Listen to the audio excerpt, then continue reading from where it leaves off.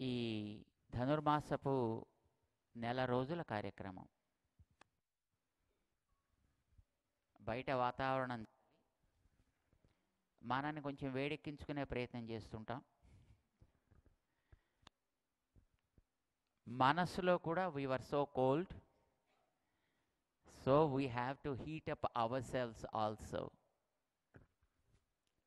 మన గురించి, మన కర్తవ్యాన్ని గురించి, మన ఉండేటటువంటి మన దేశము, మన ధర్మము, అందులో మన పెద్దలు మనకిచ్చినటువంటి ఒక వారసత్వం, ఒక సంపద, వీటిని మనం ఎట్లా జాగ్రత్తగా కాపాడుకోవాలి.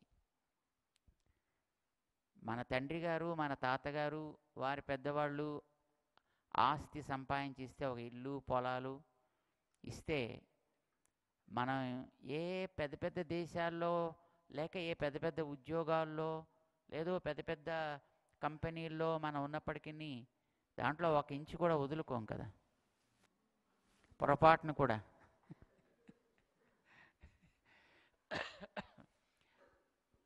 పొలాలు జాగ్రత్త పెట్టుకుంటాం, ఇళ్ళని జాగ్రత్త పెట్టుకుంటాం. అది ఎందుకు పనికిరాని ఒక రిమోటెస్ట్ విలేజ్లో ఉన్నప్పటికీ కూడా we take utmost care to preserve such kind of wealth, right? ఆస్తుల గురించి మనం చేసే, సంపద గురించి మనం పడే ఒక జాగ్రత్త. అయితే ఈ సంపద అనేది రెండు రకాలుగా ఉంటుంది. వచ్చిపోయే సంపద ఒకటి, ఎప్పుడు మనతో పాటు ఉండే సంపద ఒకటి. ఇప్పుడు ఇందాక మీకు చెప్పాము, పెద్దలు ఇచ్చినటువంటి ఇళ్ళు, పొలాలు, డబ్బులు, బంగారం, ఎట్సెట్రా ఎట్సెట్రా, ఇవన్నీ వస్తూ పోతూ ఉండేటటువంటి సంపదలు. కానీ ఎప్పుడు పోని సంపద కూడా మరొకటి, రెండవది. అది సంప్రదాయ సంపద అంటాం. అసలు సంప్రదాయం అంటేనే అర్థం అది. మన దాకా వచ్చినటువంటి తరగని మంచి సంపద.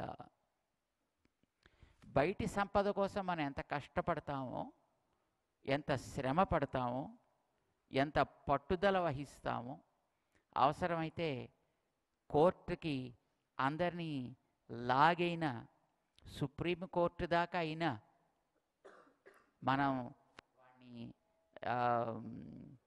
ఈడ్చి ఎట్లాగైతే మనం సాధించే ప్రయత్నం చేస్తామో భౌతిక సంపద విషయంలో, అట్లానే మన పెద్దలు మనకి వారసత్వంగా ఇచ్చినటువంటి ఈ ఆధ్యాత్మిక సంపద, ఇది దానికంటే చాలా విలువైనది. దురదృష్టం కొద్దీ దాన్ని ఈవేళ మనం పెద్దగా కేర్ చేయటంలా, దాని యందు మనం ఎక్కువగా శ్రద్ధని చూపే వాతావరణం కూడా మన చుట్టూ ఏర్పడటం లేదు. దాన్ని కోల్పోవడం వల్ల మనకి ఎట్లాంటి నష్టం వస్తుందో ఇప్పుడు ఈవేళ మనం చూస్తున్నాం. మనందరికీ తెలుసును, మన దేశం ప్రపంచ దేశాల్లో ఎన్ని దేశాల్లోనో గౌరవాన్ని పొందుతోంది, మన దేశంలో తప్ప. Do you know that? మొన్న గాంధీజీ జయంతి వచ్చిందండి. ఎప్పుడు? అక్టోబర్ 2. ఆవేళ 124 దేశాలకు సంబంధించిన వాళ్ళు ఆ గాంధీజీ మీద ఉండే గౌరవం చేత ఆయనకి నచ్చిన పాట కదా అని ఒక పాటని నేర్చుకుని అంతమంది పాడారు. ఎంతమంది? 124 దేశాలకు సంబంధించినటువంటి వాళ్ళు పాడారు. పాడిన వాళ్ళు ఎవరో అక్కడ ఆ ఊళ్ళల్లో తిరిగేటటువంటి మన దేశపోళ్ళు కాదు, లేదు ఆ ఊళ్ళల్లో ఉండేటటువంటి సామాన్యం కాదు. కొన్ని దేశాల్లో అయితే ఆ కంట్రీ ప్రెసిడెంట్ కూడా పాడారు దాన్ని. ఒక 3-4 దేశాల్లో ఆ కంట్రీ ప్రెసిడెంట్స్ కూడా పాడారు. ఏం పాట తెలిసిన? అది గాంధీజీ గారు మెచ్చుకున్న పాట, గాంధీజీ గారికి బాగా నచ్చిన పాట. ఏంటది? వైష్ణవజనతో. ఇది ఒక పాట. నరసింహదాస్ మెహతా అనే ఒక మహానుభావుడు రాశాడు. ఎప్పుడో 16వ శతాబ్దంలో రాశాడు ఆయన దాన్ని. వైష్ణవుడంటే ఎదటి హృదయంలో క్లేశం కలిగితే చూసి ఓర్వలేని గుండె ఎవడుకుంటే వాడు నిజమైన వైష్ణవుడు. ఇది మన పెద్దలు చెప్పినటువంటి మాట, మన పూర్వ ఆచార్యులు అందించినటువంటి ఒక అద్భుతమైనటువంటి సూక్తి ఇది. ఎవడికి కష్టం కలిగినా తన కష్టం కలిగినట్లుగా ఎవడి గుండె స్రవిస్తుందో, కరుగుతుందో, whose heart bleeds for the pains of others is a real Vaishnav. మీరందరూ విని ఉంటారు కదా, పక్షికి దెబ్బ కొడితే ఏడిచాడు ఒక ఆయన. ఎవరు? వాల్మీకి. అది ఒక పెద్ద గాథ, అదొక పెద్ద ఇతిహాసమైంది, రామాయణమైంది. అది ఆయన నిజమైన వైష్ణవుడు. ఆయన బోయేవాడు కావచ్చు, వాడు బోయా మరొకడా కాదు. ఒక వ్యక్తికి అవల ఉండేటటువంటి ఒక వస్తువుకి కలిగిన కష్టానికి కరిగే గుండె ఉండాలి, అది చాలు. అది ఎవరికుంటే వాడల్లా వైష్ణవుడే. వాడు మనిషి అయినా వాడు వైష్ణవుడే, ఒక పక్షి అయినా వైష్ణవుడే, ఒక పశువు అయినా వైష్ణవుడే, ఎవరైనా వైష్ణవుడే. రామానుజాచార్య స్వామి వారి దగ్గర ఒక మహానుభావుడు ఉండేవారు, కూరేసులు అని వారికి పేరు. మంచి జ్ఞాని, చాలా గొప్ప చదువుకున్న వ్యక్తి. ఆయన్ని ఒక రోజున కొంతమంది ఆయన విషయం చాలా జాగ్రత్తగా ఉండేవారు. కానీ ఒక రోజున, అయ్యా వెళ్ళు అరిటాకు కోసుకురావాయా భోజనానికి అని పంపించారండి తోటలోకి. వెడితే ఆయన వెళ్ళి తోటలోకి వెళ్ళి అరిటాకు కోసారు. అరిటాకు కొయ్యగానే ఏమవుతుంది ఎప్పుడైనా గమనించారా మీరు? సొన కారుతుంది, శాప్ అంటారు కదా, అది కారుతోంది. కొయ్యగానే కారుతుంటే అది రక్తం కారుతోంది దానికి అని అనిపించింది పాప ఆయనకి. అయ్యో నిన్ను కోసి కష్టపెట్టానే అని అనుకుని అక్కడే పాపం ఆయన దుఃఖాన్ని తట్టుకోలేక స్పృహ తప్పి పడిపోయాడు. ఎప్పుడైనా మనకి అలా అనిపిస్తుందా? ఎక్కడైనా దోమ కుడితే సాచి పెట్టి పడీమని ఇలా నొక్కి దాన్ని ఇలాగా నలిపి నలిపి నలిపి మళ్ళీ లేవకుండా చేసి, అది పెద్ద ఇప్పుడే స్టేట్ ఎలక్షన్స్లో గెలిచిన వాళ్ళలాగా మీసాన్ని మెలవేసే ప్రయత్నం చేస్తాం. ఇది మన గుండె. కానీ వారికి చెట్టుకి కష్టం కలిగితే తట్టుకోలేక ఏడిచారు, పక్షికి కష్టం కలిగితే తట్టుకోలేక ఏడిచాడు ఒక ఆయన. పాము ఒకటి పాపం రోడ్డు పక్కన అలాగా కదలకుండా పడుందిట. ఎందుకలా? మామూలుగా ఎప్పుడు పాములు కదలకుండా పడుండవు కదా, ఎటైనా అలజడి జరిగితే చక్కమని వెళ్ళిపోతాయి. కానీ కదలకుండా పడుంది. అయ్యో ఏమిటి ఇలా కదలకుండా పడుంది ఇది? ఆశ్చర్యం వేసింది. రామానుజుల వారు పెడుతున్నారు. రామానుజుల వారి పక్కన ఒక ఆయన ఉన్నాడు, ఆయనతో పాటు ఆయన శిష్యుడు ఒక ఆయన. ఆయన పేరు గోవిందుడు అని పేరు. ఆయన చూశాడు, రామానుజుల వారి శిష్యుడే. చూసి ఆ పావును కొంచెం జాగ్రత్తగా గమనించాడు. ఇది ఏమిటి, ఇది బతికిందా పోయిందా అని. అంటే కొంచెం ఇలా కదులుతోంది, ఇలాగ గాలి పీలుస్తోంది వదులుతోంది, అంటే బతికినట్టే ఉంది. మరి అలజడైనా ఎందుకు పోవటం లేదు? చూస్తే కొంచెం దానికి నోట్లో డిస్కంఫర్ట్ కనిపిస్తోంది.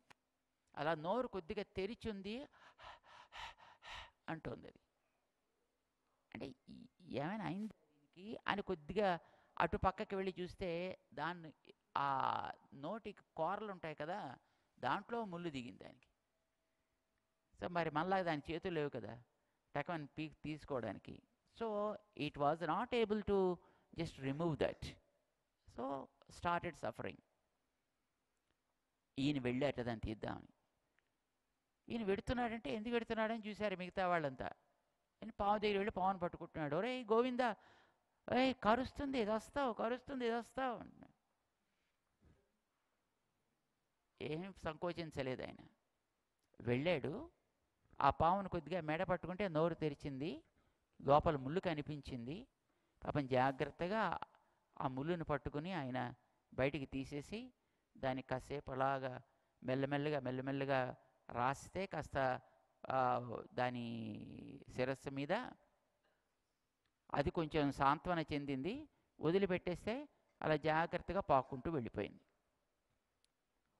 తర్వాత వాళ్ళంతా అడిగారట, రై అది ఖర్చుంటే ఏం చేసేవాడివిరా?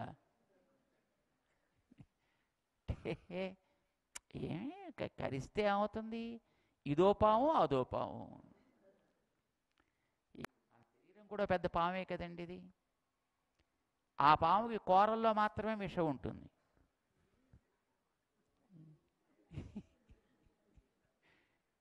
మనిషి అనేటటువంటి ఈ శరీరానికి విషం ఎక్కడుంటుందో తెలియదండి.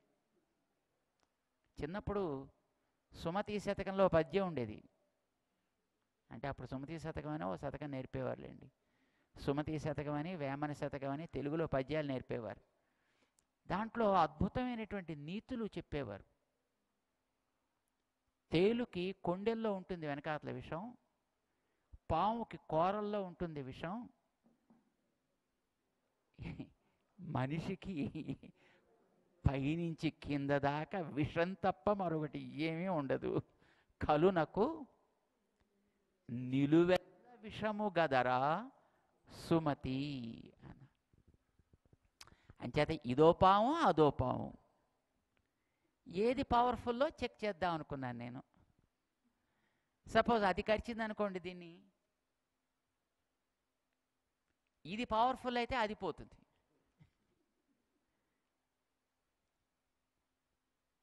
లేదు అది బాగానే ఉంటుంది. That's it. ఏదైతేనేమైంది కనుక మనం చేయవలసిన పని మనం చేయాలి. అది బాధపడుతుంది, దాన్ని తీసా. ఒకవేళ ఇదే పవర్ఫుల్ అయ్యి అది బతికింది అనుకోండి, దట్ ఫీల్స్ హ్యాపీ.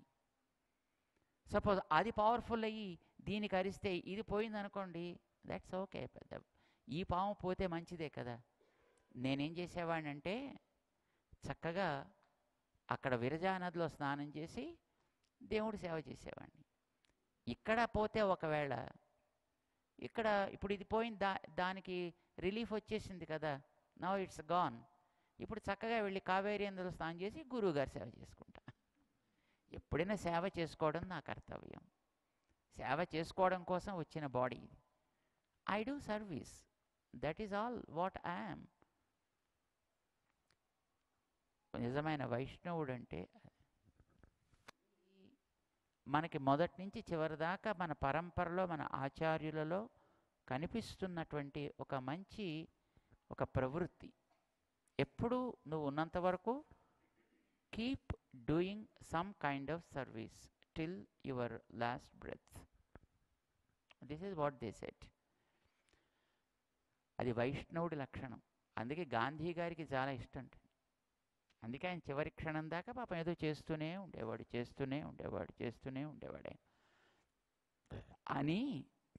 ఈ పాటని మోడీ గారి హయాంలో, మోడీ గారి యొక్క పరిచయం ఉండేటువంటి దేశాలన్నింటికీ పంపించి ఇది పాడదాం రా అంటే everybody liked it and they started singing that song. దాని అంతటిని కూడా ఒక చిన్న వీడియో కింద, ఆడియో కింద తయారు చేసి దాన్ని చేశారు. ఎప్పుడైనా మీరు అవకాశం ఉంటే జస్ట్ మీ దగ్గరే, ఇప్పుడు మీ అందరి చేతిలోనే ఉన్నాయి కదా అవేవో, దాంట్లోనే మీరు క్లిక్ చేస్తే మీకు కనిపిస్తుంది. ఎక్కడెక్కడ దేశాలు పాడేయండి, ఎలాంటి దేశాలు పాడేయండి, అందరూ హో వైష్ణవ జనితో అని పాడారు. Don't think that they simply Sung that song without knowing the meaning.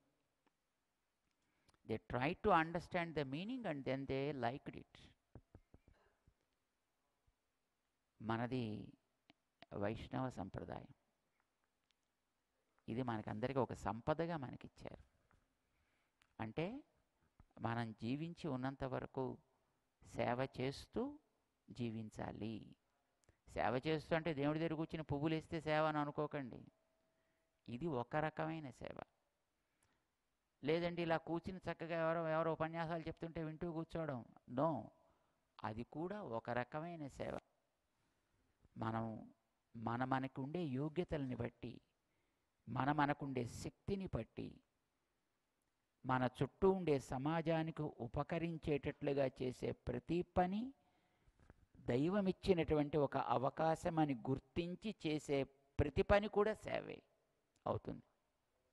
దాన్ని ఎలా చెయ్యాలో మన పెద్దవాళ్ళు మనకి నేర్పారు.